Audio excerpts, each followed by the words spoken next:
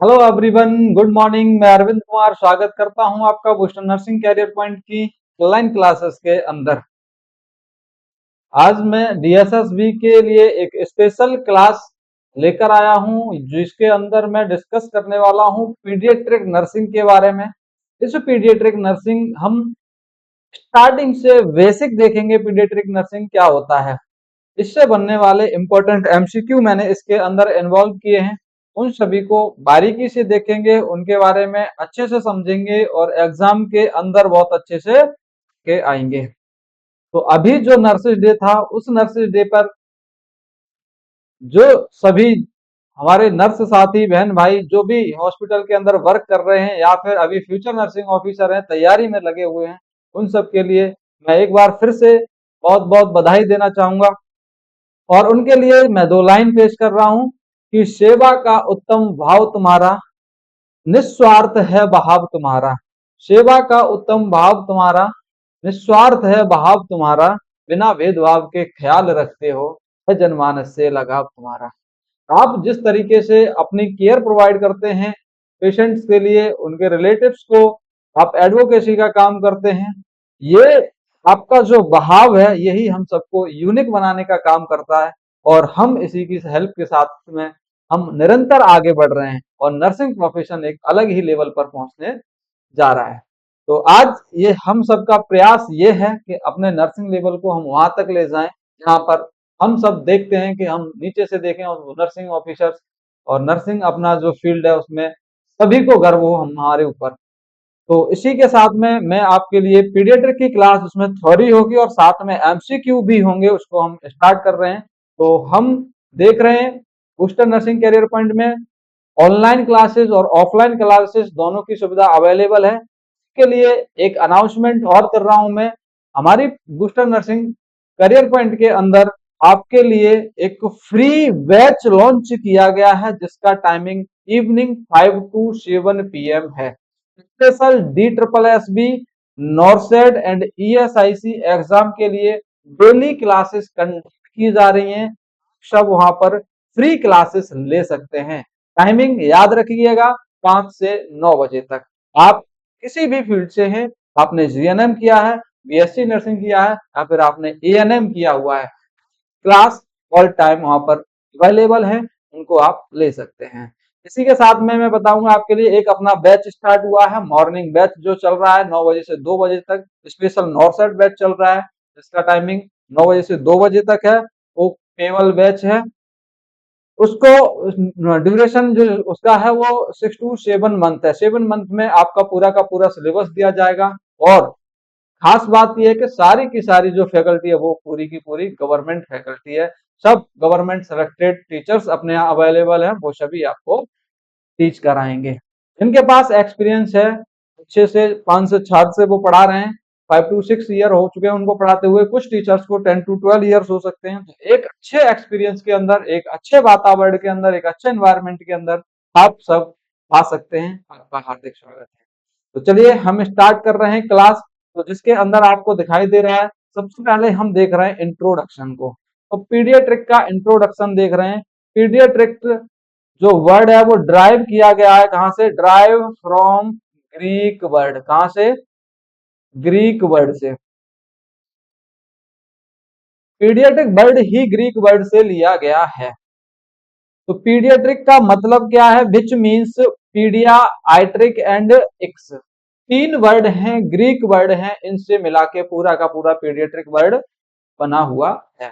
पीडिया means होता है आपका चाइल्ड, पीडियाट्रिक मीन्स होता है, पीडिया मीन्स होता है चाइल्ड, आइट्रिक मीन्स होता है ट्रीटमेंट एंड केयर, आइट्रिक मीन्स होता है treatment and care, and x means होता है branch of medical science, branch of medical science. तो यहाँ पर पूरा का पूरा पीडियाट्रिक्स का मतलब है कि डेफिनेशन में भी दिया गया है, ये क्या है? ब्रांच है मेडिकल साइंस की। क्या है? पीडियाट्रिक्स ब्रांच है मेडिकल साइंस की, जो डील करती है बच्चे के ग्रोथ एंड डेवलपमेंट एंड उसकी बीमारी के बारे में और उसके ट्रीटमेंट के बारे में। तो इस ब्रांच के अंदर हम बच्चे के ग्रोथ एंड डेवलपमेंट के बारे में पढ़ेंगे, उसकी बीमारियों के बारे में और उसके इलाज के बारे में अच्छे से पढ़ते हैं। उस ब्रांच को बोला जाता है पीडियाट्रिक। नेक्स्ट देखिए आपका एमसीक्यू जो बनेगा यहाँ से, जो कि पीछे भी आपका क्वेश्चंस यहाँ से आ चुके हैं, इन्वॉल्व हो चुके हैं, तो उन पे ध्यान देना है आपको। मैं जहां पर इंपॉर्टेंट लगा दूं कि ये लाइन आपके लिए बहुत इंपॉर्टेंट है, वो आपके लिए इंपॉर्टेंट रहेगी और एग्जाम में आने के क्वेश्चन से बहुत ज्यादा चांसेस बनेंगे। तो यहाँ पर आपसे पूछा गया है फादर ऑफ पीडियाट्रिक्स। तो सबको पता है, नया क्वेश्चन नहीं है, पुराना क्वेश्चन है। नाम है जिनका अब्राहम जैकब। क्या नाम है? Abraham Jacob. अब्राहम जैकब जो है वो कौन है? फादर हैं पीडियाट्रिक्स के। इसी के साथ में अगर आपसे पूछा जाए इंडियन फादर कौन है पीडियाट्रिक्स के, तो आंसर करेंगे डॉक्टर के सी चौधरी। डॉक्टर के सी चौधरी इंडियन फादर कहलाते हैं पीडियाट्रिशियन। तो गाइस आपको ध्यान रखना है, आपसे अगर फादर पीडियाट्रिक्स से पूछा जाते हैं आंसर करेंगे अब्राहम जैकब, और इंडियन फादर पूछे गए हैं पीडियाट्रिक्स के तो आप बोलेंगे डॉक्टर के सी चौधरी, जो कि यहाँ पर आपको कोई भी प्रॉब्लम नहीं होगी इतने में। नेक्स्ट देखिए paediatric nursing, nursing care which given to conception to adolescent. कब तक हम पीडियाट्रिक नर्सिंग कब तक बोलते हैं? हम बोलते हैं पीडियाट्रिक नर्सिंग कॉन्सेप्शन से लेके, कॉन्सेप्शन से लेके, कॉन्सेप्शन से लेके एडोलेसेंट जो एज होती है वहां तक हम नर्सिंग केयर प्रोवाइड कर सकते हैं। एडोलेसेंट एज यानी कि आपकी डेवलप्ड कंट्री है तो एडोलेसेंट आपकी एज होगी 16 साल। तो जीरो से लेके यानी कि कॉन्सेप्शन से लेके 16 साल तक के बेबी को अगर हम केयर प्रोवाइड कर रहे हैं तो वो पीडियाट्रिक के अंदर आएगा। लेकिन जो डेवलपिंग कंट्री है जैसे कि इंडिया हो गया, यहाँ पर 18 साल तक के बेबी को पीडियाट्रिक के अंदर इंक्लूड किया जाता है। कॉन्सेप्शन से लेके 18 साल तक का बच्चे को क्या किया जाएगा? यहाँ पर पीडियाट्रिक के अंदर इन्वॉल्व किया जाएगा। तो ऐसा बच्चा जिसकी एज एडोलेसेंट तक है उसको हम केयर प्रोवाइड करें, ट्रीटमेंट प्रोवाइड करें, वो पीडियाट्रिक नर्सिंग के अंदर आएगा। तो होप सो ये आपका क्लियर हुआ होगा यहाँ पर एडोलेसेंट एज कितनी होती है। नेक्स्ट देखिए पीडियाट्रिक नर्सिंग जो ब्रांच है एक पूरी की पूरी मेडिकल साइंस की, जो कंसर्न करती है किसके साथ में? Concern with care of infant and children. इसके अंदर हम क्या करते हैं? केयर करते हैं किसकी? इन्फेंट्स की एंड चिल्ड्रन की। उसी को हम क्या बोलते हैं? पीडियाट्रिक नर्सिंग बोलते हैं। इसके साथ में आपको ध्यान देना है किस पर? Concept of paediatric nursing, current concept of paediatric nursing. तो करंट कॉन्सेप्ट कौन से हैं? इसी को बोला जाता है modern concept of paediatric nursing. Modern concept, तो ध्यान देना है मॉडर्न कॉन्सेप्ट पर पीडियाट्रिक नर्सिंग के कौन से होते। सबसे पहला concept preventive care. Preventive care, preventive care पहला कॉन्सेप्ट होता है आपका प्रिवेंटिव केयर। इसमें बच्चे को बीमारी से दूर रखा जाता है, बीमारी होने से बचाया जाता है। क्या किया जाएगा? प्रिवेंशन किया जाएगा। प्रिवेंशन किया जाएगा। प्रिवेंशन कैसे करते हैं? बाई वैक्सीनेशन कर सकते हैं, वैक्सीनेशन। तो बच्चे को चाइल्डहुड में ही उसकी एज जब बेबी डिलीवर होता है तो अप टू 5 ईयर तक मोस्टली सारे के सारे उसके वैक्सीनेशन कर चुके होते हैं, जिससे कि बेबी अपना इल ना हो, सिकनेस उसको ना हो। इसके लिए हम प्रिवेंटिव केयर करते हैं। ये अपना पहला कॉन्सेप्ट है। दूसरा कॉन्सेप्ट होता है आपका promotive care. Promotive care, promotive care के अंदर ध्यान देना है आपको। हम क्या करेंगे? हम प्रमोशन देते हैं किसको? हेल्थ प्रमोशन देते हैं, हेल्थ प्रमोशन करते हैं। हेल्थ को बढ़ावा देना क्या कहलाता है? प्रमोटिव केयर कहलाता है। हेल्थ को बढ़ावा कैसे दे सकते हैं आप? हेल्थी लाइफ स्टाइल अपनानी पड़ती है, healthy life style, good nutrition, अच्छा न्यूट्रिशन लेना पड़ेगा, proper hygiene, proper hygiene maintain करनी पड़ेगी। अगर आप ये सभी चीज करते हैं, हेल्थी लाइफ स्टाइल मेंटेन करते हैं, गुड न्यूट्रिशन, अच्छा न्यूट्रिशन ले रहे हैं, हाइजीन को मेंटेन करते हैं, बाथिंग वगैरह अच्छे से करते हैं, तो ये क्या है? हमारी हेल्थ को बढ़ावा देते हैं, जिससे कि हम अच्छे से अपनी हेल्थ को मेंटेन कर पाते हैं और जल्दी से सिकनेस नहीं होती है, हमको बीमारी नहीं होती है, दूर रहती है। तो ये दो कॉन्सेप्ट हो गए आपके। थर्ड कॉन्सेप्ट है आपका क्यूरेटिव केयर।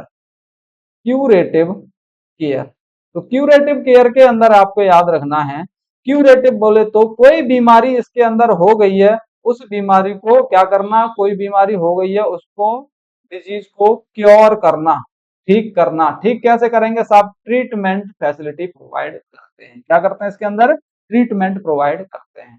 तो अब बीमारी हो गई है तो उसके लिए ट्रीटमेंट देके, अर्ली डायग्नोसिस एंड ट्रीटमेंट करके बच्चे को या किसी भी पर्सन को जल्दी से उसको बीमारी से बचाया जा सके। क्लियर दोस्तों, तीन हमने कॉन्सेप्ट पढ़े हैं।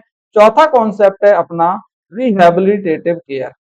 Rehabilitative care, rehabilitative care. Rehabilitative में किसी भी पर्सन को बीमारी है, डिजीज पहले से हो गई है, उसके कॉम्प्लिकेशन को अब हम क्या करेंगे, कॉम्प्लिकेशन को रिड्यूस करने की कोशिश करेंगे। क्या करेंगे, कॉम्प्लिकेशन को रिड्यूस करने की कोशिश करेंगे। उसको हम बोलते हैं रिहैबिलिटेटिव केयर। क्या बोलते हैं उसको, रिहैबिलिटेटिव केयर। तो दोस्तों ध्यान रखना है, करंट कॉन्सेप्ट पढ़ रहे हैं पीडियाट्रिक नर्सिंग के, जिसमें सबसे पहला कॉन्सेप्ट है preventive care, promotive care, curative care and rehabilitative care. तो ध्यान रखना, प्रिवेंशन में, प्रिवेंटिव केयर में क्या करेंगे, हम इम्यूनाइजेशन प्रोवाइड देंगे जिसकी वजह से बीमारी को ठीक किया जा सके। प्रोमोटिव केयर में हेल्थ को प्रमोशन करेंगे, हेल्थ का प्रमोशन, अच्छी लाइफ स्टाइल मेंटेन करेंगे, न्यूट्रिशन अच्छा देंगे उसको और प्रॉपर हाइजीन मेंटेन करेंगे। क्यूरेटिव केयर के अंदर जब बीमारी हो गई है तो उसका अर्ली डायग्नोसिस एंड ट्रीटमेंट देंगे जिसकी वजह से बीमारी को क्योर किया जा सके, ठीक किया जा सके। रिहैबिलिटेटिव के अंदर कोई बीमारी हो गई है और वो बीमारी ट्रीट नहीं हो पा रही है तो उससे जो हो रहे हैं कॉम्प्लिकेशन, उन कॉम्प्लिकेशन को हम लिमिट करने की कोशिश करते हैं, दूर करने की कोशिश करते हैं, कम करने की कोशिश करते हैं, उसी को बोलते हैं रिहैबिलिटेटिव केयर। तो ये हमारे कॉन्सेप्ट हैं चार, 1, 2, 3 एंड 4। तो चार करंट कॉन्सेप्ट या हम बोल सकते हैं modern concept of paediatric nursing जो आपको याद है। यार मेरे को बहुत अच्छे से उम्मीद है यहाँ से अगर क्वेश्चन बनता है तो आप उसको बहुत अच्छे से सॉल्व कर पाएंगे। होप सो कि आपको ये समझ में आया होगा। इससे आगे हम चलते हैं important topic, stages of paediatrics age. क्या देख रहे हैं हम, स्टेज देख रहे हैं, स्टेजेस देख रहे हैं हम पीडियाट्रिक एज की। स्टेज ध्यान रखना है आपको, डेवलपिंग कंट्रीज में कॉन्सेप्शन से लेके 18 ईयर तक, 18 साल तक हम क्या मानते हैं, पीडियाट्रिक एज मानते हैं। इस एज के अंदर अब आपको क्या देखना है, क्या देखना है इस स्टेज के अंदर, आपको देखना है स्टेज। तो मैं स्टेजेस को दो पार्ट में डिवाइडेड करूंगा। स्टेजेस को कितने पार्ट में डिवाइडेड करूंगा, तो एक बोल सकता हूं मैं इंट्रा यूटेराइन स्टेज। क्या बोल सकता हूं, इंट्रा यूटेराइन स्टेज। और दूसरी स्टेज होती है extra uterine stage. Extra uterine stage वो स्टेज जो यूट्रस के अंदर बच्चे का डेवलपमेंट चल रहा है उसको बोलते हैं इंट्रा यूटेराइन स्टेज। और वो स्टेज अब बच्चा डिलीवरी हो चुकी है, बाहर की आउट वर्ल्ड में आ गया है, उसको हम बोलेंगे एक्स्ट्रा यूटेराइन स्टेज। तो गाइस ध्यान देना है, इंट्रा यूटेराइन स्टेज और एक्स्ट्रा यूटेराइन स्टेज पर बिफोर डिलीवरी, बिफोर डिलीवरी कौन सी वाली चलेगी स्टेज, आपकी चलेगी इंट्रा यूटेराइन डिलीवरी। और आफ्टर डिलीवरी, आफ्टर डिलीवरी आपकी कौन सी स्टेज चलेगी, वो चलेगी एक्स्ट्रा यूटेराइन स्टेज। तो समझ में आया होगा आपको, यूट्रस के अंदर बेबी है तो इंट्रा यूटेराइन स्टेज हो गया, और डिलीवरी हो गई अब बेबी बाहर आ गया तो एक्स्ट्रा यूटेराइन स्टेज बोलते हैं। बेबी अभी अंदर है, डिलीवर नहीं हुआ है, इंट्रा यूटेराइन स्टेज की हम बात कर रहे हैं। तो ध्यान रखना यहाँ पर स्टेज होती है आपकी तीन, फर्स्ट आपकी होती है, फर्स्ट स्टेज आपकी होती है कॉन्सेप्शन से लेके, कॉन्सेप्शन या फिर फर्टिलाइजेशन से लेके, फर्टिलाइजेशन से लेके 14 डेज तक, 14 डेज या फिर हम बोल सकते हैं 2 वीक्स, 2 वीक्स, 14 दिन या फिर 2 वीक आप बोल सकते हैं। अब ये जो आपकी 14 वीक है या फिर आपके 2 वीक्स हैं, 14 दिन है या फिर 2 वीक्स हैं, ये यहाँ तक की एज आपकी क्या कहलाएगी, कॉन्सेप्शन एज कहलाती है। कॉन्सेप्शन एज कौन सी एज हो गई, कॉन्सेप्शन एज वो एज जहां पर अभी फर्टिलाइजेशन हुआ है, फर्टिलाइजेशन वाले दिन से लेके 2 वीक तक का जो प्रोडक्ट होगा वो कौन क्या कहलाएगा, वो कहलाएगा आपका जायगोट। क्या कहलाएगा वो, जाइगोट कहलाएगा। मैं इसको नीचे लिखूंगा। इस एज को हम बोलते हैं जाइगोट।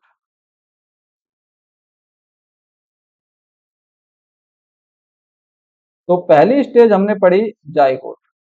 दूसरी आती है आपकी 2 वीक से लेके, जहां पर फर्स्ट वाली खत्म होगी वहीं से दूसरी वाली स्टार्ट हो जाएगी 8 वीक्स तक। 2 वीक से लेके 8 वीक्स तक कौन सी वाली स्टेज आती है? 2 वीक से लेके 8 वीक तक जो स्टेज आती है उसको हम बोलते हैं एम्ब्रियो। एम्ब्रियो। एम्ब्रियो। इसी स्टेज के अंदर बॉडी के अंदर क्या हो जाता है, सारे के सारे ऑर्गन का फॉर्मेशन हो जाता है। कॉन्सेप्शन वाला जो प्रोडक्ट है उसके सभी ऑर्गन्स बनने लगते हैं इस स्टेज में, इसलिए हम इसी स्टेज को बोलते हैं ऑर्गेनोजेनेसिस स्टेज। ऑर्गेनोजेनेसिस स्टेज के नाम से जानते। तो क्लियर हुआ होगा, 2 स्टेज हमने इसमें देखी।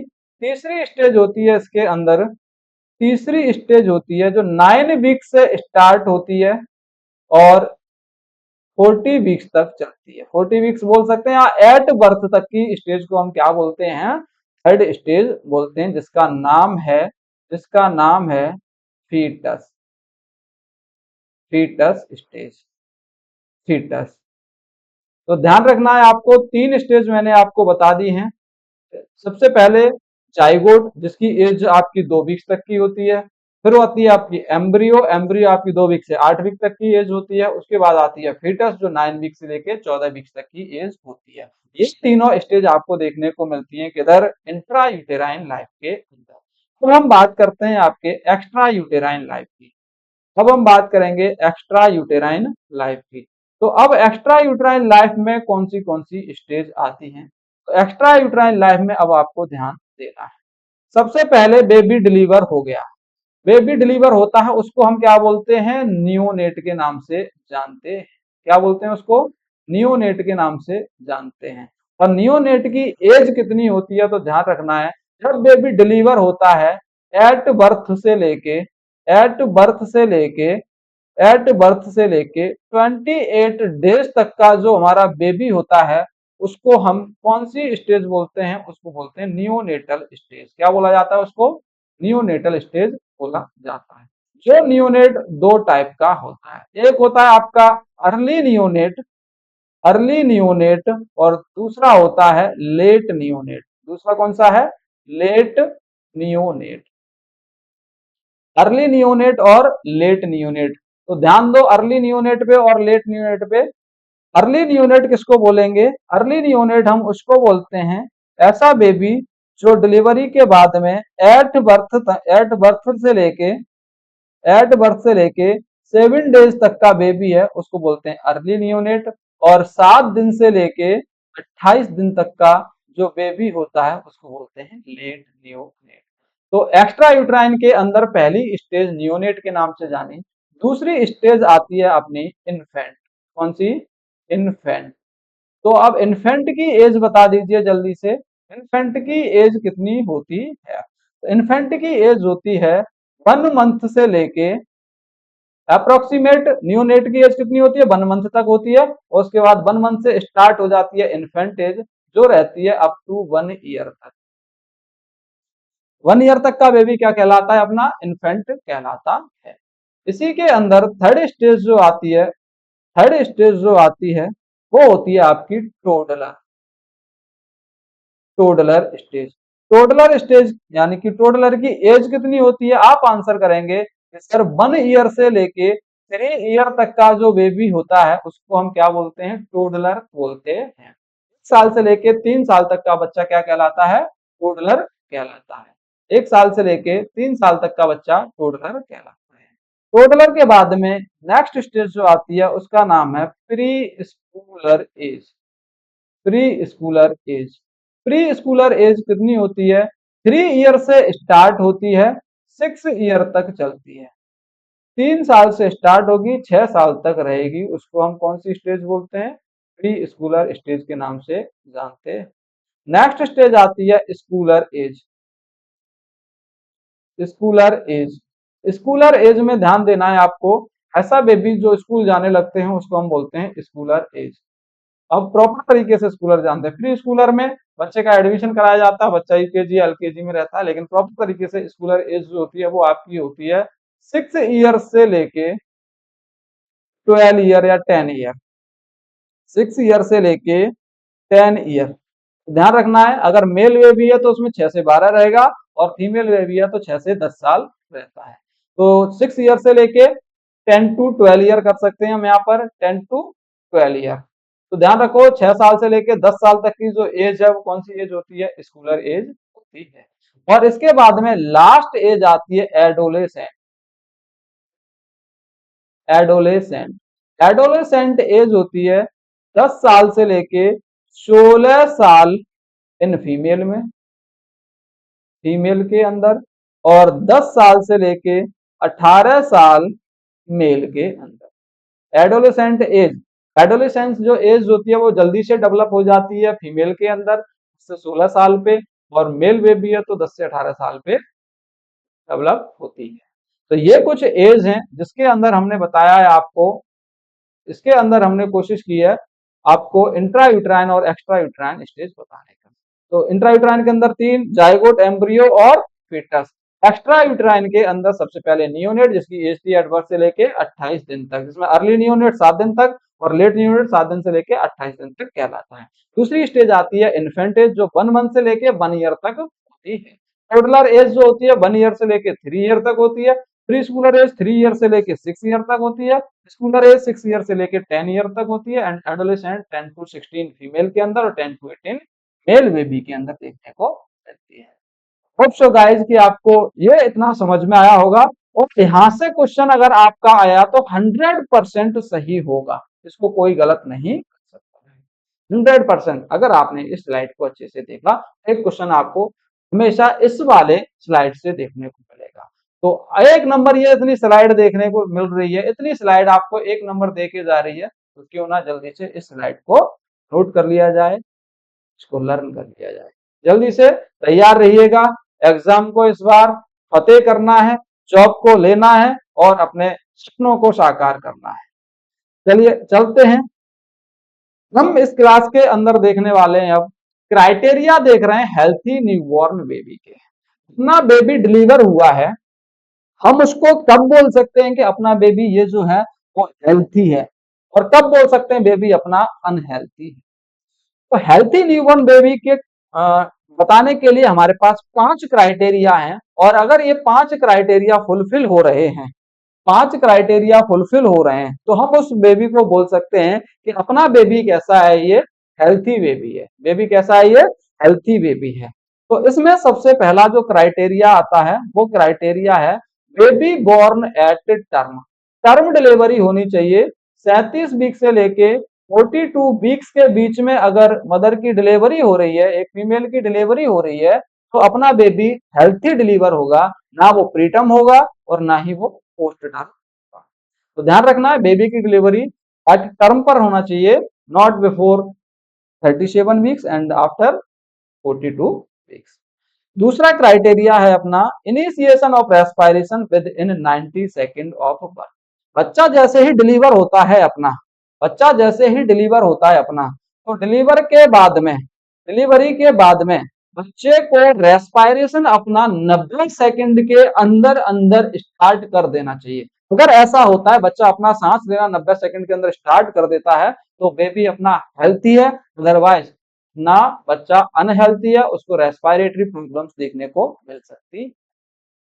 थर्ड क्राइटेरिया है अपना newborn baby with absence of any congenital abnormalities. हमारा बेबी जो डिलीवर हो रहा है वो हमारे बेबी के लिए अंदर कोई भी कंजेनाइटल अबनॉर्मलिटीज नहीं होनी चाहिए। कंजेनाइटल अबनॉर्मलिटीज, जन्मजात रोग कोई से भी नहीं होने चाहिए। ध्यान, अगर जन्मजात रोग उसके अंदर पाए जाते हैं तो अपना बेबी हेल्थी नहीं कहलाएगी। नेक्स्ट फोर्थ क्राइटेरिया है baby with normal parameter. Normal parameter उसका temperature, height, weight, mid upper arm circumference, head circumference, chest circumference, जितने भी पैरामीटर हैं सब नॉर्मल रेंज में होने चाहिए, कम ज्यादा नहीं होने चाहिए। तभी अपना बेबी हेल्थी कहलाए। और लास्ट क्राइटेरिया है अपना डिलीवर बेबी इजिली अडप्शन इन एक्सटर्नल एनवायरनमेंट, इजिली वो अडप्ट कर सके एक्सटर्नल एनवायरनमेंट में, उसको कोई भी प्रॉब्लम नहीं होनी चाहिए इस दुनिया में आके, अपना बेबी हेल्थी बेबी कहलाता है। तो ये 5 क्राइटेरिया जो मैंने यहाँ पर सिंपली आपको एक लाइन में एक साथ दिखाए, इनको हम एक एक करके डिफाइन करते हैं। तो सबसे पहले हम देखने वाले हैं बेबी बॉर्न एट टर्म। ऐसा बेबी ऐसा बेबी जो बॉर्न हो रहा है टर्म पर, तो हम उसको क्या बोलेंगे, उसको बोलेंगे healthy newborn baby. Pre term baby and post term baby जो होते हैं उनको इंक्लूड नहीं किया जाता है हेल्थी न्यूबॉर्न बेबी के क्राइटेरिया। बेबी की डिलीवरी, मदर की डिलीवरी 37 वीक से पहले हुई है या फिर 42 वीक के बाद हुई है, तो ऐसे बेबी हमारे हेल्थी बेबी नहीं होंगे, उनको हेल्थी बेबी नहीं बोला जाएगा, क्राइटेरिया के अंदर नहीं आएंगे। कब बोल सकते हैं, डिलीवरी कब होनी चाहिए, डिलीवरी होनी चाहिए 37 वीक कंप्लीट हो जाए और 42 वीक्स से बियॉन्ड ना हो, उससे ऊपर ना जाए, तभी हम बोल सकते हैं अपना बेबी कैसा है, नॉर्मल हेल्थी। क्वेश्चन देखिए यहाँ पर, why preterm baby are not include in healthy newborn baby criteria.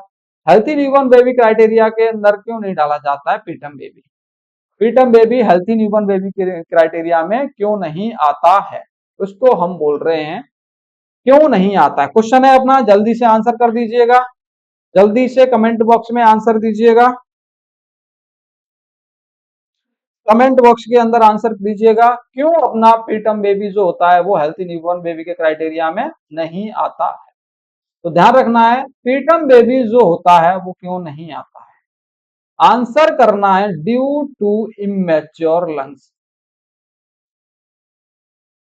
Immature lungs. इस बेबी के लंग्स, प्रीटर्म बेबी की डिलीवरी, प्रीटर्म मदर की डिलीवरी हो रही है, प्रीटर्म बेबी डिलीवर हो रहा है, तो उसके लंग्स कैसे होंगे, इमेच्योर होंगे। किसकी वजह से, due to less lungs surfactant, less lungs surfactant, उसके अंदर लंग्स सर्फेक्टेंट जो हैं वो कम है, इसलिए हम उसको हेल्थी न्यूबॉर्न बेबी नहीं बोल रहे हैं, उसके लंग्स मैच्योर नहीं हुए। समझ में आया होगा आपको क्यों नहीं बोलते, क्योंकि उसके अंदर सर्फेक्टेंट प्रॉपर अमाउंट में नहीं है। दूसरा क्वेश्चन है अपना, why postterm baby are not included in healthy newborn baby criteria. Preterm नहीं लिया आपने, समझ में आता, लेकिन पोस्टम बेबी जो 42 से ज्यादा वीक का हो गया है उसको हम न्यूबॉर्न बेबी क्राइटेरिया में क्यों इंक्लूड नहीं रहे हैं। तो यहाँ पर आंसर करेंगे आपके, इसके 2 कारण हैं। पहला कारण, पोस्टम बेबी चला जाता है हाइपोग्लाइसीमिया में, किसमें चला जाता है, हाइपोग्लाइसीमिया में चला जाता है, इसीलिए इसीलिए हम उसको क्या नहीं बोलते, उसको हेल्थी न्यूबॉर्न बेबी नहीं बोलते हैं। हाइपोग्लाइसीमिया में क्यों चला जाता है, तो प्रोटीन की जितना टाइम ज्यादा हो जाता है, 42 वीक से ऊपर जा रहे हैं, इस कंडीशन में जो प्रोटीन होती है वो डिपोजिट होने लगती है, deposit on syncytiotrophoblast, syncytiotrophoblast part of placenta. Placenta का एक पार्ट है जिसका नाम है सिंसाइटोट्रोफोब्लास्ट, उसमें प्रोटीन डिपॉजिट होने लगेगी। उस प्रोटीन डिपॉजिट होने के कारण जो ग्लूकोज है अपना, वो ग्लूकोज है मदर से बच्चे की तरफ फ्रीली फ्रीली मूवेबल नहीं कर पाता, फ्रीली मूवेबल नहीं हो पाता। अब ग्लूकोज की सप्लाई कम हो जाएगी, क्योंकि वहां पर क्या हो गया, प्रोटीन जम गई है, तो अब इजिली क्रॉस नहीं कर पा रहा है, ग्लूकोज कम अमाउंट में जा रहा है, इसलिए बच्चा किसमें चला गया, अपना हाइपोग्लाइसीमिया में चला गया। दूसरा क्राइटेरिया है अपना, दूसरा क्राइटेरिया है, चलिए पहला तो था आपका हाइपोग्लाइसीमिया, एक दूसरी कारण है कि बच्चा की स्किन जो होती है वो कैसी देखने को मिलती है, parchment like skin, parchment like skin. बच्चा जितने ज्यादा दिन एम्यूनिटी फ्लूइड में रहेगा, तो उसके ऊपर से वर्निक्स कैसियोसा, वर्निक्स कैसियोसा एंड लेन्यूगो क्या होने लगेगा, डिसअपियर होने लगते हैं, डिसअपियर होने लगते हैं, जिसकी वजह से अब वर्निक्स कैसियोसा की जो लेयर थी वो लेयर खत्म हो जाती है बच्चे के ऊपर से धीरे धीरे, जिसकी वजह से बेबी किसके कांटेक्ट में आ जाता है? Baby is in direct contact with direct contact with direct contact with amniotic fluid amniotic fluid amniotic fluid के डायरेक्ट कांटेक्ट में आ जाता है। अब आप ही देखो, आप ज्यादा लंबे टाइम तक पानी के कांटेक्ट में रहते हैं, पानी में रहते हैं, तो आपकी स्किन कैसी देखने को मिलती है? ये अपने किसान भाइयों को, जो किसान किसी फील्ड से आते हैं, उनको पता होगा। आप नाइट में फील्ड में या खेत में पानी लगाते हैं तो रात भर पानी में आपके पैर रहेंगे, सुबह को आप देखेंगे तो इस कारण आप पानी के कांटेक्ट में रहने से स्किन कैसी हो जाती है? ड्राई स्किन हो जाती है और रिंकल्स का फॉर्मेशन बहुत ज्यादा देखने को मिलता है। तो बच्चे की बॉडी के ऊपर बॉडी कैसी रहेगी? उसकी ड्राई रहेगी डिलीवरी के बाद में, और रिंकल्स फॉर्मेशन बहुत ज्यादा हो जाएगा। इस कारण उसको हेल्थी न्यूबॉर्न बेबी क्राइटेरिया के अंदर नहीं डाला जाता है। तो आपको समझ में आया होगा कि हम क्यों हेल्थी न्यूबॉर्न बेबी के क्राइटेरिया में इसको इंक्लूड नहीं करते हैं। तो बेबी अगर प्री टर्म है तो उसके लंग्स इमेच्योर होते हैं, और पोस्ट टर्म है तो बेबी हाइपोग्लाइसीमिया में एंड उसके ड्राई एंड रिंकल्स स्किन देखने को मिलती है। इस कारण हम उसको हेल्थी न्यूबॉर्न बेबी नहीं बोलते हैं। होप सो क्लियर हुआ होगा ये। मेरे को बताइए, क्वेश्चन है एक अपना, कौन सी डायग्नोसिस यूज करते हैं? Which diagnosis used for check the lungs maturity lungs maturity maturity को पता करने के लिए कौन सी डायग्नोसिस करते हैं? तो आपको मैं ऑप्शन दे रहा हूं। पहला ऑप्शन एल एस रेशियो, दूसरा फाइब्रोनेक्टिन टेस्ट, तीसरा पहला एल एस रेशियो, दूसरा फाइब्रोनेक्टिन टेस्ट, तीसरा एनएसटी नॉन स्ट्रेस टेस्ट, और फोर्थ है सीएसटी कॉन्ट्रैक्शन स्ट्रेस टेस्ट। चार ऑप्शन है आपके पास, चारों में से जो राइट आंसर है उसका आप कमेंट बॉक्स में जल्दी से आंसर कर सकते हैं। किस कारण हम इसको लंग्स मैच्योरिटी को पता करने के लिए कौन सा टेस्ट किया जाता है?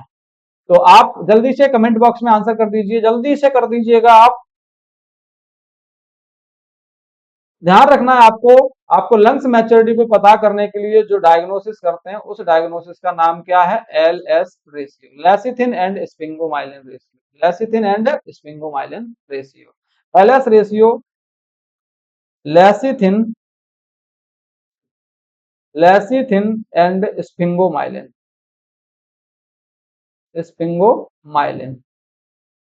होते क्या है? ये होते क्या है? मिक्सचर है ये, मिक्सचर ऑफ फॉस्फोलिपिड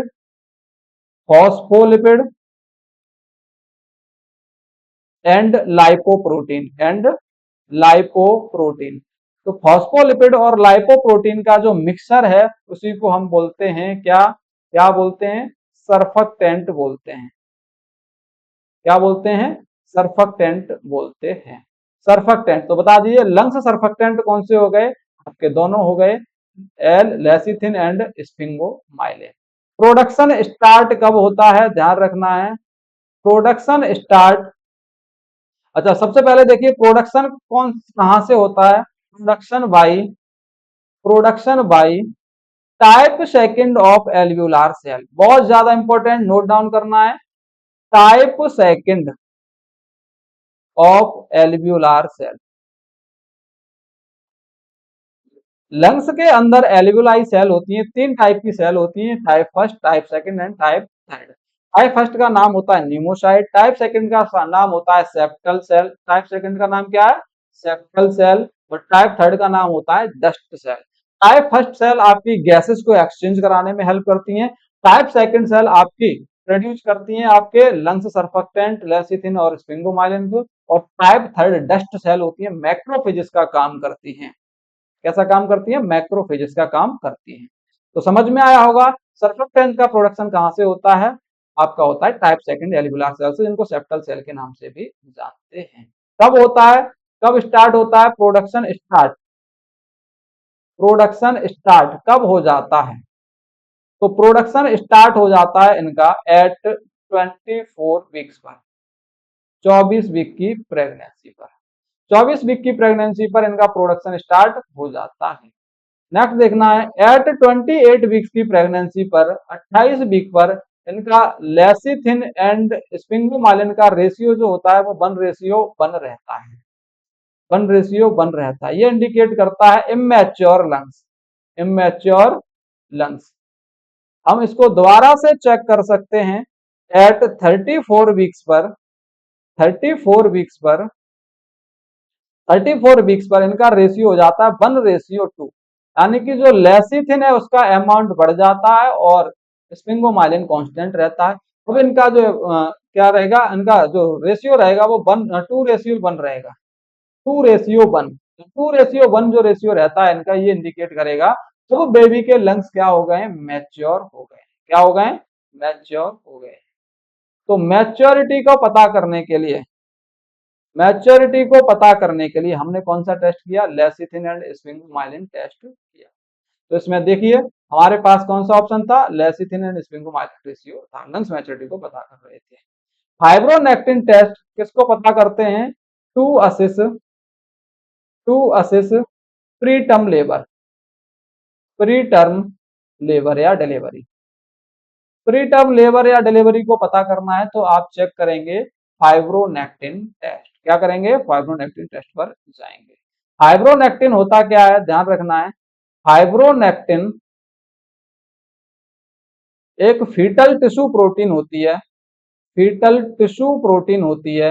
कहां से प्रोडक्शन होता है इसका, कहां से प्रोडक्शन होता है, प्रोड्यूस बाई फीटल लिवर। कहां से, फीटल लिवर, बच्चे के लिवर से इसका प्रोडक्शन स्टार्ट होता है। कब होता है, कब होता है production start, at 16 weeks of pregnancy, 16 से 20 वीक की प्रेगनेंसी पर इसका प्रोडक्शन होता है।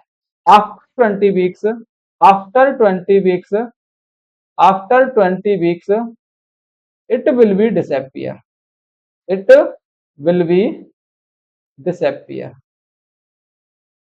ये 20 वीक के बाद में डिसअपियर हो जाती है। फिर कब देखने को मिलेगी आपको, रिप्रेजेंट होगी, again represent eight 37 weeks.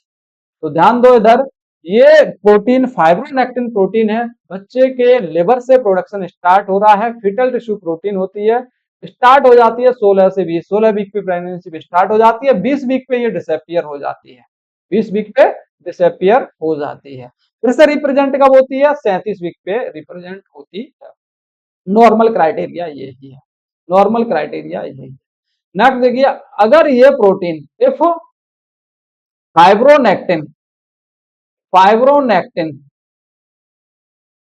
Present देखने को मिल रही है, प्रेजेंट इन, किसमें चेक करते हैं इसको, ध्यान रखना है, सर्वाइकल सीक्रेशन में, सर्वाइकल सीक्रेशन के अंदर मैटरनल सर्वाइकल सीक्रेशन लेते हैं, क्योंकि मैटरनल सीरम के अंदर ये आ जाती है प्लेसेंटा को क्रॉस करके, तो ये हमको चेक करने को मिलेगी सर्वाइकल सीक्रेशन के अंदर। अगर फाइब्रोनेक्टिन प्रोटीन सर्वाइकल सीक्रेशन के अंदर प्रेजेंट है, प्रेजेंट है after 20 weeks and before 37 weeks, जो कि नहीं होनी चाहिए, 20 वीक पे ये डिसअपियर हो जाती है नॉर्मल क्राइटेरिया में, 37 वीक पे अगेन रिप्रेजेंट होती है। लेकिन क्वेश्चन में कह रहा है कि ये 20 वीक के बाद में दिखाई दे रही है, 37 वीक से पहले ही आ रही है, तो इसका मतलब है ये अब नॉर्मल कंडीशन है। कैसी कंडीशन है, अब नॉर्मल कंडीशन है, अब नॉर्मल कंडीशन है। क्या इंडिकेट कर रही है, ये इंडिकेट कर रही है, मान लीजिए अगर ये 25 वीक पे या 30 वीक पे दिखाई दे गई तो ये इंडिकेट करेगी कि डिलीवरी की पॉसिबिलिटी बढ़ गई है। डिलीवरी कब तक हो सकती है, विद इन 1 to 3 वीक्स, 1 से 3 वीक के अंदर डिलीवरी हो सकती है। तो ये बता देगी आपको प्रीटर्म डिलीवरी होने वाली है। इसी टेस्ट को बोलते हैं फाइब्रोनेक्टिन टेस्ट। क्या बोला जाता है, फाइब्रोनेक्टिन टेस्ट बोला जाता है।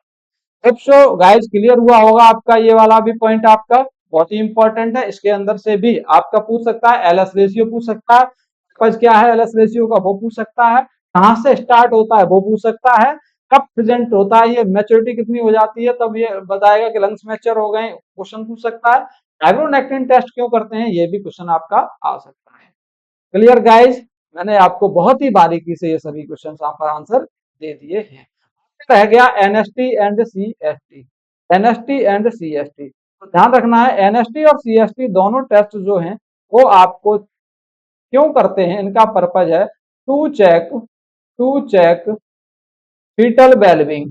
फीटल वेलबिंग, हमारा बच्चा अच्छा है मदर के अंदर या फिर नहीं है, उसको पता करने के लिए एनएसटी और सीएसटी होते हैं। नॉन स्ट्रेस टेस्ट और कॉन्ट्रैक्शन स्ट्रेस टेस्ट किए जाते हैं। आगे इनको बीजी पढ़ाएंगे, उसमें हम आगे एक्सप्लेन करेंगे इनको बारीकी से। चलिए अब चलते हैं अपने नेक्स्ट स्लाइड पर। दूसरा क्राइटेरिया अपना ये कहता है initiation of respiration with in 90 second. Initiation of respiration with in 90 second, बच्चा जो है वो हमारा रेस्पायरेशन लेना स्टार्ट कर दे 90 सेकेंड के अंदर अंदर, तो हमारा हेल्थी न्यूबॉर्न बेबी है, अदरवाइज वो हेल्थी क्राइटेरिया के अंदर नहीं आएगा। हेल्थी क्राइटेरिया के अंदर नहीं आएगा। देखिए यहाँ पर दिया गया है 90% केसेस में ऐसा देखने को मिलता है कि बेबी जो होते हैं वो रेस्पायरेशन स्टार्ट कर देते हैं 20 से 30 सेकंड में। 90% बेबी 20 से 30 सेकंड के अंदर ही अपना रेस्पायरेशन स्टार्ट कर देते हैं। कुछ बेबी होते हैं जो 30 सेकंड के बाद 90 सेकंड तक भी स्टार्ट कर सकते हैं। 90 सेकंड तक कर रहे हैं तो नॉर्मल है, 90 सेकंड तक कर रहे हैं तो नॉर्मल है, और 90 सेकंड के बाद करेंगे तो अब नॉर्मल कंडीशन में आएगा। 90 सेकंड के बाद करेंगे तो अब नॉर्मल कंडीशन में आएगा। देखो baby initiate of respiration, initiate of respiration after 90 second, after 90 second. अगर बच्चा हमारा 90 सेकेंड के बाद श्वास प्रक्रिया को, श्वसन प्रक्रिया को, रेस्पायरेशन को स्टार्ट कर रहा है, तो इसका मतलब है बेबी बेबी नॉट हेल्थी। अपना बेबी कैसा है, हेल्थी नहीं है। क्या चेक करना है, assist the baby for, assist the baby for birth asphyxia. बहुत ज्यादा चांसेस बनते हैं कि बच्चा अपना किस में जा सकता है, बर्थ अस्फेक्सिया में जा सकता है, बर्थ अस्फेक्सिया में जा सकता है। बच्चे का रेस्पायरेशन फेल हो सकता है, उसको हम बोलते हैं बर्थ अस्फेक्सिया। तो बर्थ अस्फेक्सिया में बेबी जा सकता है अगर हमारा बेबी 90 सेकंड के अंदर ना श्वसन लेना स्टार्ट नहीं करता है। तो बर्थ अस्फेक्सिया गाइस मैं आपको बताना चाहूंगा यहीं पर, बर्थ अस्फेक्सिया जो होता है वो आपका दो टाइप का, क्या होता है, बर्थ अस्फेक्सिया दो टाइप का होता है। एक होता है आपका एस्फेक्सिया लिविडा, एस्फेक्सिया लिविडा, और दूसरा होता है एस्फेक्सिया पैलिडा, एस्फेक्सिया पैलिडा, एस्फेक्सिया पैलिडा। तो ध्यान देना है आपको, एस्फेक्सिया लिविडा और एस्फेक्सिया पैलिडा। इस एस्फेक्सिया लिविडा के अंदर, एस्फेक्सिया लिविडा के अंदर बेबी का रेस्पायरेशन फेल हो जाता है। बच्चा कैसा होता है, रेस्पायरेटरी फेलियर होता है, बच्चा रेस्पायरेटरी फेलियर होता है, बच्चा सांस नहीं ले पाता, उसको हम बोलते हैं रेस्पायरेटरी फेलियर। तो बच्चा रेस्पायरेटरी फेलियर हुआ है जिसकी वजह से बच्चा को क्या प्रॉब्लम होगी, सांस लेने में दिक्कत होगी। अगर ऐसे बेबी का एस्फेक्सिया लिविडा वाला बेबी है तो इसका अगर हम अपगार स्कोर करते हैं, अपगार स्कोर करते हैं, कितना आएगा इसका, निकल के आएगा स्कोर 4 से 6, जो कि नॉर्मल से कम है, नॉर्मल क्राइटेरिया से कम है। क्या इंडिकेट करेगा, बच्चा बर्थ एस्फेक्सिया के अंदर गया हुआ। एस्फेक्सिया लिविडा और एस्फेक्सिया पैलिडा मैंने दो तरह का बताया है। एस्फेक्सिया लिविडा के अंदर रेस्पायरेटरी फेलियर होता है, बच्चा किसमें चला जाता है, अपना किसमें चला जाता है, बच्चे को डेवलप हो जाता है साइनोसिस। क्या डेवलप हो जाता है, साइनोसिस। इसलिए हम इसको बोलते हैं साइनोटिक स्टेज। क्या बोलते हैं, साइनोटिक स्टेज के नाम से भी जानते हैं। किस नाम से जान रहे हैं हम इसको, साइनोटिक स्टेज के नाम से जानते हैं। कौन से बेबी को, जिसका रेस्पायरेटरी फेलियर है, जो एस्फेक्सिया लिविडा वाला है। अपगार स्कोर कितना है, 4 से 6 आता है। कितना आता है इसका अपगार स्कोर, 4 से 6 आता है। क्या करना चाहिए ऐसे बेबी का, क्या करना चाहिए ऐसे बेबी का, O2 प्रोवाइड करना चाहिए, O2 एडमिनिस्ट्रेशन करना चाहिए। क्या करना है ऐसे बेबी का, ऑक्सीजन एडमिनिस्ट्रेशन करना है, ऑक्सीजन एडमिनिस्ट्रेशन। By ventilator. बच्चे को वेंटिलेटर पर लेके उसका ऑक्सीजन 100% स्टार्ट करना पड़ेगा। दूसरा बेबी जो एस्फेक्सिया पैलिडा वाला है, इसमें बच्चे का combinedly respiration plus cardiac cardiac दोनों ही फेल हो जाते हैं।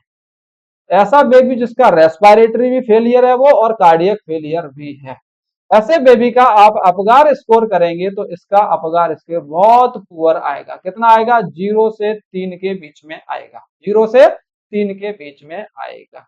इसको हम बोलते हैं शॉक स्टेज।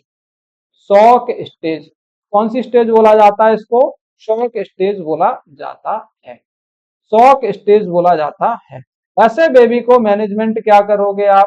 मैनेजमेंट क्या करोगे? बच्चा शॉक में चला गया है, सीपीआर स्टार्ट करना पड़ेगा। बच्चे को सीपीआर स्टार्ट करना पड़ेगा। तो अस्फेक्सिया वाली कंडीशन कौन से बेबी में देखने को मिलती है? ऐसा बेबी जो 90 सेकंड से पहले अपनी श्वसन नहीं ले पाता है, रेस्पिरेशन स्टार्ट नहीं कर पाता है, उसको चांसेस रहते हैं बर्थ अस्फेक्सिया के। किसके? बर्थ अस्फेक्सिया के। और ऐसा बेबी जो 90 सेकंड के अंदर अपना रेस्पिरेशन स्टार्ट कर देता है, उसको कोई भी प्रॉब्लम देखने को नहीं मिलती है, वो हेल्थी न्यूबॉर्न बेबी के क्राइटेरिया के अंदर आता है। क्लियर हो गाइस? होप सो कि आपका ये क्लियर हुआ होगा। और मुझे उम्मीद है कि आप एग्जाम के अंदर जिस तरह से मैं बता रहा हूं उस तरह से अपने दिमाग में इसको सेट करेंगे और अच्छे से करके आने वाले हैं, अच्छे से एग्जाम क्वालिफाई करेंगे। जो आपका DSSB कल्याण सिंह और ESIC जो नियर बाई एग्जाम है उन पे आप फोकस रखिएगा, बिलीव रखिएगा खुद पे, 100% आपको सिलेक्शन मिलेगा।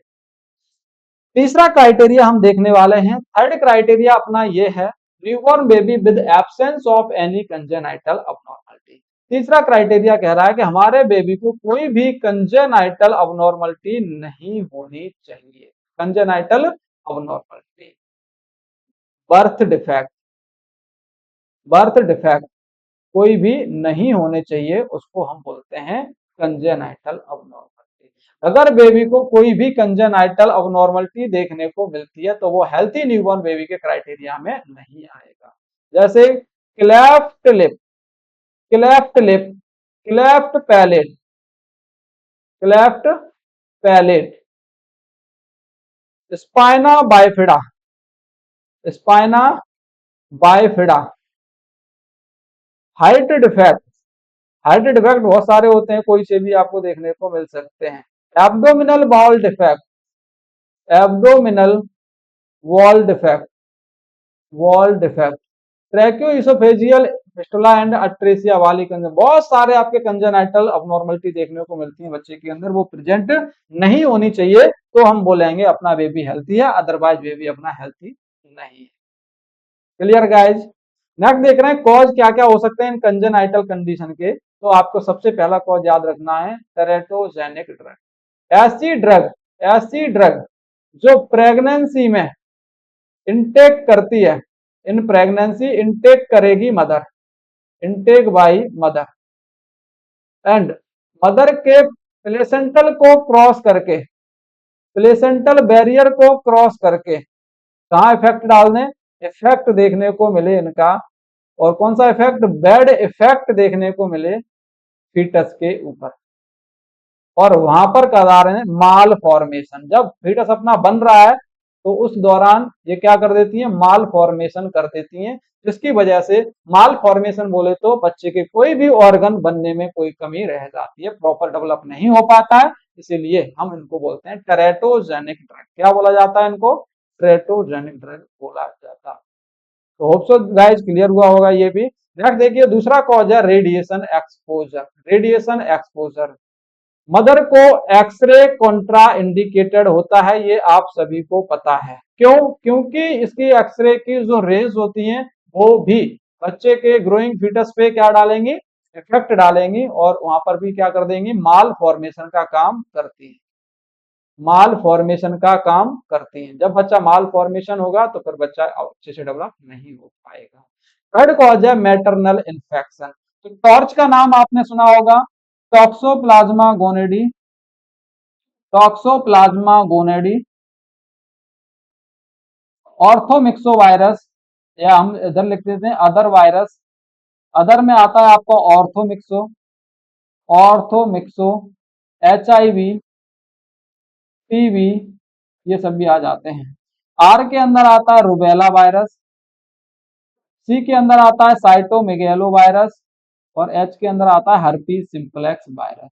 ये सभी वायरस अगर प्रेगनेंसी में हो जाते हैं तो बहुत ज्यादा चांसेस रहते हैं कि ये क्रॉस करके जा सकते हैं प्लेसेंटल बैरियर को और इफेक्ट डाल सकते हैं, इन्फेक्टेड कर सकते हैं बच्चे को भी इन्फेक्टेड कर सकते हैं। नेक्स्ट देखिए, रूबेला को हम देख रहे हैं।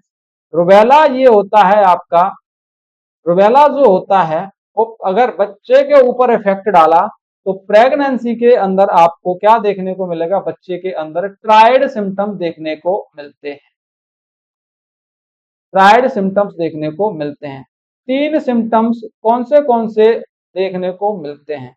बच्चे के अंदर कंजेनाइटल कैटरेक्ट हो जाता है, बच्चा जन्मजात अंधा होता है, उसको कुछ दिखाई नहीं देता।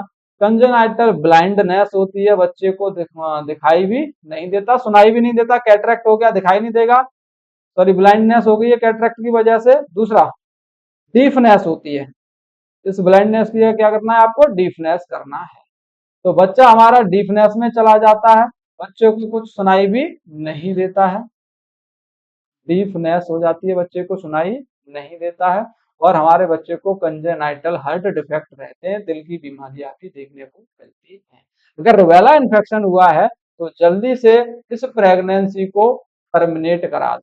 मैनेजमेंट ऑफ चॉइस क्या है, बेस्ट मैनेजमेंट क्या है, इस प्रेगनेंसी को टर्मिनेट करा दो, आगे कंटिन्यू नहीं करना है। Terminate the pregnancy. प्रेगनेंसी को टर्मिनेट कराने के बाद में इम्यूनाइज कराना है।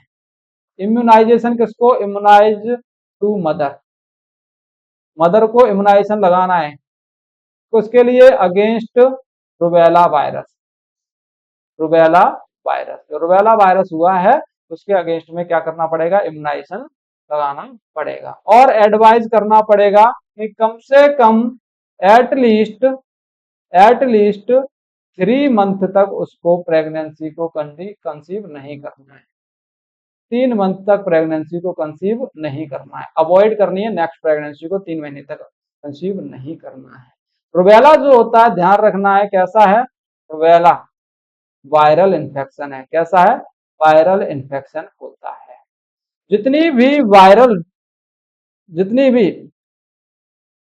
जितनी भी वायरस से लाइव वायरस जो इनके अंदर वैक्सीनेशन के अंदर होता है, लाइव वैक्सीन जितनी भी होती है, ध्यान रखना है लाइव वैक्सीन ये कॉन्ट्रा इंडिकेटेड होती हैं, कॉन्ट्रा इंडिकेटेड इन प्रेगनेंसी।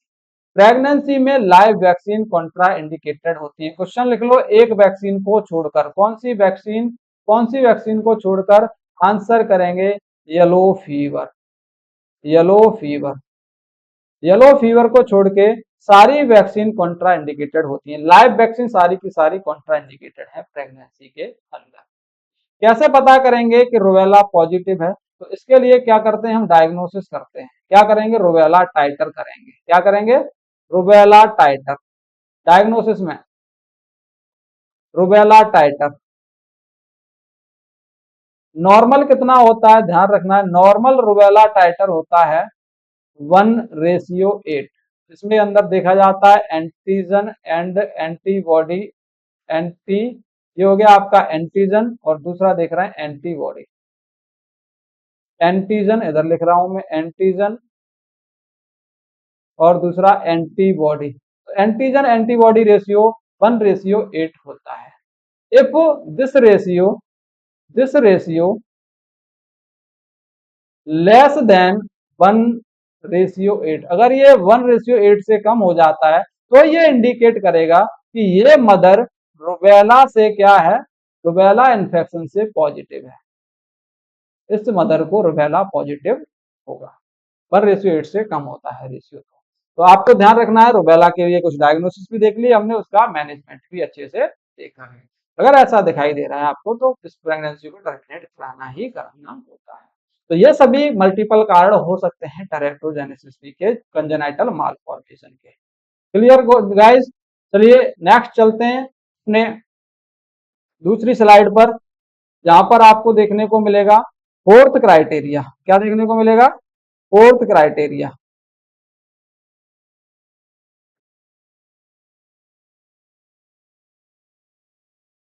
हाँ जी, तो फोर्थ क्राइटेरिया क्या था बच्चे का, देख लेते हैं एक बार पीछे। Baby born with normal parameter. Baby की डिलीवरी कैसी होनी चाहिए? नॉर्मल पैरामीटर के साथ डिलीवर होना चाहिए, अदरवाइज हम बेबी को हेल्थी न्यूबॉर्न बेबी नहीं बोलेंगे। अदरवाइज हम बेबी को हेल्थी न्यूबॉर्न बेबी नहीं बोलेंगे। ध्यान रखना है, बेबी के अगर पैरामीटर नॉर्मल है तो वो कैसा होगा? अपना बेबी हेल्थी होगा। अगर पैरामीटर नॉर्मल नहीं है तो अपना बेबी हेल्थी नहीं होगा, अपना बेबी हेल्थी नहीं होगा। तो सब चीज का ध्यान रखना होता है आपको। बेबी, अब यहाँ पर देखना है आपको कि उसके पैरामीटर नॉर्मल हैं या फिर नहीं है। पैरामीटर नॉर्मल है या फिर नहीं है। तो नॉर्मल पैरामीटर देखने के लिए आप इस स्लाइड को देखिएगा, इस स्लाइड को देखिएगा जो मैंने पहले से ही बना के रखी है आपके लिए। नॉर्मल पैरामीटर के लिए आप इधर ध्यान दे सकते हैं। वाइटल साइन यानी कि हार्ट रेट चेक करेंगे, 120 से 160 बीट्स पर मिनट के मिडिल में होनी चाहिए, बीच में होनी चाहिए। रेस्पिरेशन 30 से 60 बीट पर मिनट होनी चाहिए। टेम्परेचर 36.5 से लेके 37.5 डिग्री सेल्सियस होना चाहिए। तो अपना बेबी हेल्थी है, नॉर्मल है, कोई भी दिक्कत नहीं है। ब्लड प्रेशर चेक करेंगे, सिस्टोलिक बीपी 60 से 80 होना चाहिए, डायस्टोलिक बीपी 40 से 50 mm ऑफ एसजी है तो बच्चा अपना हेल्थी है। बॉडी मेजरमेंट करेंगे, बच्चे का वेट 2.5 से 3.9 केजी तक होना चाहिए, 3.9 केजी तक होना चाहिए। लेंथ बच्चे की 45 से 55 सेंटीमीटर यानी कि एवरेज 50 सेंटीमीटर लेंथ होनी चाहिए। हेड सर्कमफ्रेंस उसका कितना होता है? 33 से 35 centimetre, average 34 centimetre. Chest circumference 30 से 32 सेंटीमीटर। तो ये सभी नॉर्मल पैरामीटर होते हैं। एब्डोमिनल सर्कमफ्रेंस देखेंगे बच्चे का 31 से 33 सेंटीमीटर होता है और मिड अपर आर्म सर्कमफ्रेंस कितना होता है? 11 से 12 सेंटीमीटर होता है। गाइस, ये अगर पैरामीटर बच्चे के नॉर्मल है तो अपना बेबी कैसा है? हेल्थी न्यूबॉर्न बेबी है। ये सभी पैरामीटर अगर उसके कैसे दिखाई दे रहे हैं? आपको नॉर्मल दिखाई दे रहे हैं तो अपना बेबी हेल्थी है। और अगर ये पैरामीटर उसके नॉर्मल नहीं दिखाई दे रहे तो अपना बेबी हेल्थी नहीं है। तो हम बच्चे को नॉर्मल क्राइटेरिया के अंदर नहीं डाल सकते।